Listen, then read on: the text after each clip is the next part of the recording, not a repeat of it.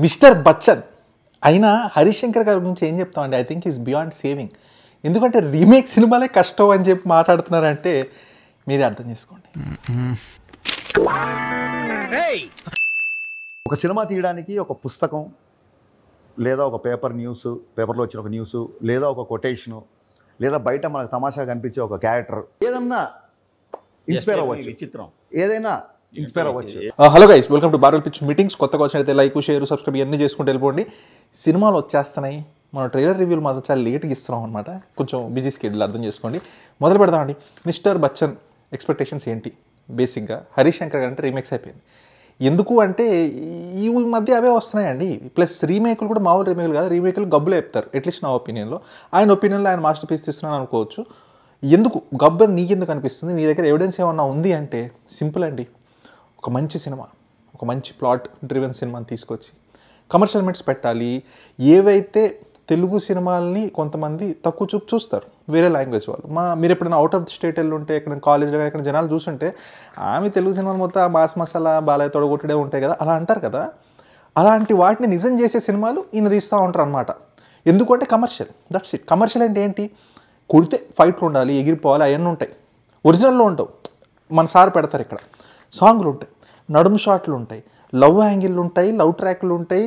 ఎందుకు ఆ ఒరిజినల్ లేదు కదా అంటే నేను అదే చేస్తా, అదే సొంతంగా చేస్తున్నాను, అది బాగుంది, అది హిట్ అయింది, అది తీసుకొస్తా, అందులో నాకు కావాల్సినవి దూరుస్తా, నేను దాన్ని మాస్టర్ పీస్ అంటా అనే లాజిక్లో ఉంటారు.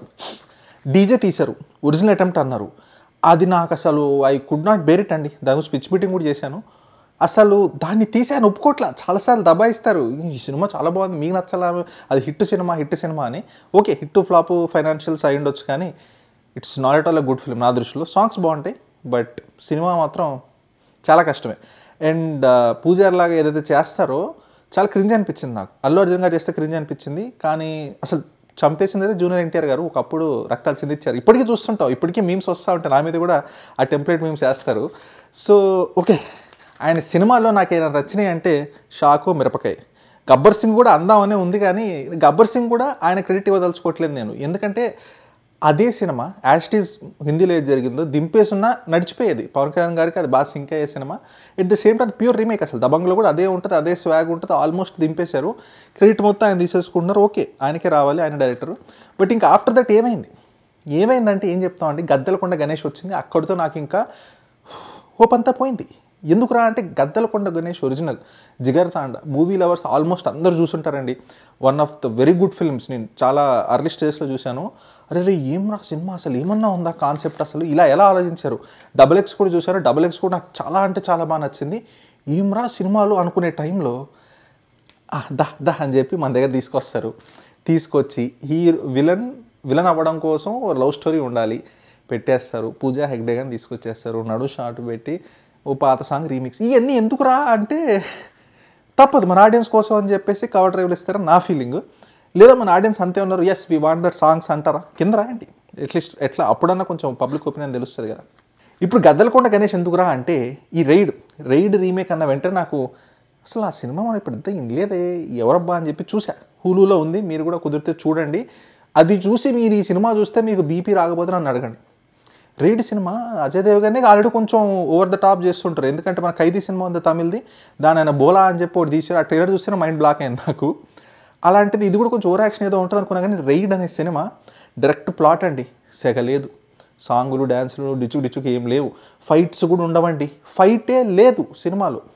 ప్యూర్లీ ఇన్కమ్ ట్యాక్స్ ఏంటి, రైడ్ ఏంటి, వితిన్ 30 minutes ఆ మెయిన్ రైడ్కి వెళ్ళిపోతారు. 2 days కంటిన్యూస్ రైడ్. ఆ 2 daysలో ఏం జరిగింది అనేది సినిమా అంతా.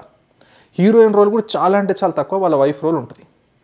ఈ cinema plot oriented cinema, 2 hours ఉన్న సినిమా, లెస్ దాన్ 2 hours ఉన్న సినిమాలో 2.5 hours చేసేసి యంగ్ హీరోయిన్ తీసుకొచ్చి, రవితేజ గారిది కూడా నాకు అర్థం కావట్లా. ఈచ్ మూవీలో ఏజ్ గ్యాప్ పెంచుకుంటూ వెళ్తున్నారు. సరే ఇంకా ఎవరి ఇష్టం వాళ్ళది, ఆయన చాయిస్ కాకపోవచ్చు, కానీ ఇట్స్ గెటింగ్ టూ వియర్డ్ అండి. ఆ కాస్టింగ్ చాయిసెస్ కానీ, ఆ ఏజ్ గ్యాపులు కానీ. సరే అవి పక్కన పెట్టేద్దాం, సరే ఇర్రెలవెంట్ ద ప్లాట్ అనుకుందాం.